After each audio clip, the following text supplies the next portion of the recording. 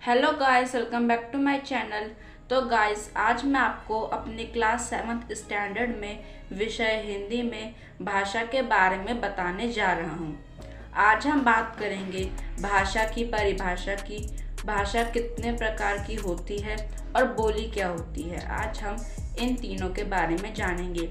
तो चलिए स्टार्ट करते हैं। पर स्टार्ट करने से पहले आप में से जो लोग मेरे चैनल पे नए हैं वो मेरे चैनल को अभी लाइक एंड सब्सक्राइब करें और सब्सक्राइब करके बेल आइकन प्रेस करें ताकि आने वाली वीडियोस की नोटिफिकेशंस आपको जल्दी मिलती रहे। तो चलिए स्टार्ट करते हैं। सबसे पहले तो हम यह जानते हैं कि भाषा की परिभाषा क्या होती है।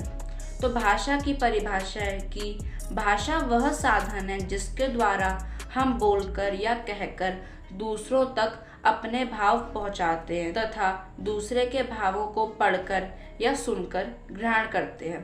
तो गाइस, ये तो बात हो गई भाषा की परिभाषा की। अब बात करते हैं कि भाषा के कितने प्रकार होते हैं। वैसे तो भाषा के कई सारे प्रकार होते हैं, पर इनमें से हम ज़्यादातर सिर्फ 3 प्रकार की ही बात करते हैं, जो कि हैं पहली मौखिक भाषा, दूसरी लिखित भाषा और तीसरी सांकेतिक भाषा। तो आइए अब इन तीनों के बारे में जानते हैं। सबसे पहले बात करते हैं मौखिक भाषा की।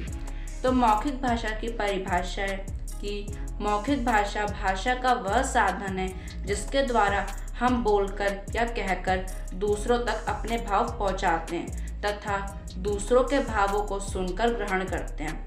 मौखिक भाषा का उदाहरण है, जैसे कि अभी मैं आपसे बात कर रहा हूँ, तो ये एक मौखिक भाषा का ही उदाहरण है। जैसे टीवी में न्यूज़ वाले अपनी बात जनता तक पहुँचाते हैं, वो भी एक मौखिक भाषा का ही उदाहरण है। अब बात करते हैं भाषा के दूसरे रूप लिखित भाषा की, कि आखिर लिखित भाषा क्या होती है।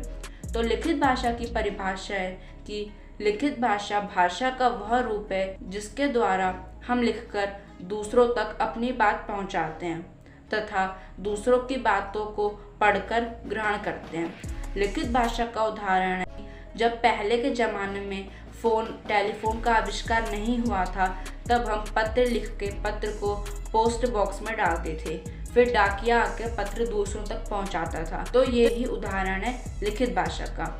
अब बात करते हैं भाषा के आखिरी रूप यानी कि सांकेतिक भाषा की। तो सांकेतिक भाषा की परिभाषा है कि सांकेतिक भाषा भाषा का वह साधन है जो लोग शारीरिक या मानसिक रूप से कमज़ोर होते हैं उनके द्वारा प्रयोग किया जाता है। तो ये तो बात हो गई भाषा के रूपों की।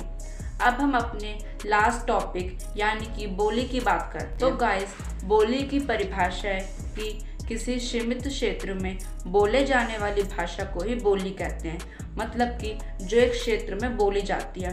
बोलियां कई तरह की होती हैं, जैसे कि खड़ी बोली, बुंदेली, कन्नौजी, कुमाऊनी, ये अलग अलग स्टेट्स यानी कि अलग अलग जगहों पे भी बोली जाती हैं और ये अलग अलग हिंदी में बोली जाती हैं, जैसे कि पश्चिमी हिंदी, राजस्थानी हिंदी, गुजराती हिंदी, पूर्वी हिंदी। तो गाइस, यही था बोली। तो गाइस, जैसा कि आपने देखा, आज हमने बात करी भाषा की और भाषा के अलग अलग प्रकारों की तथा बोली की। कल हम फिर से मिलेंगे एक और नए अमेजिंग टॉपिक के साथ। तब तक के लिए बाय बाय, टेक केयर।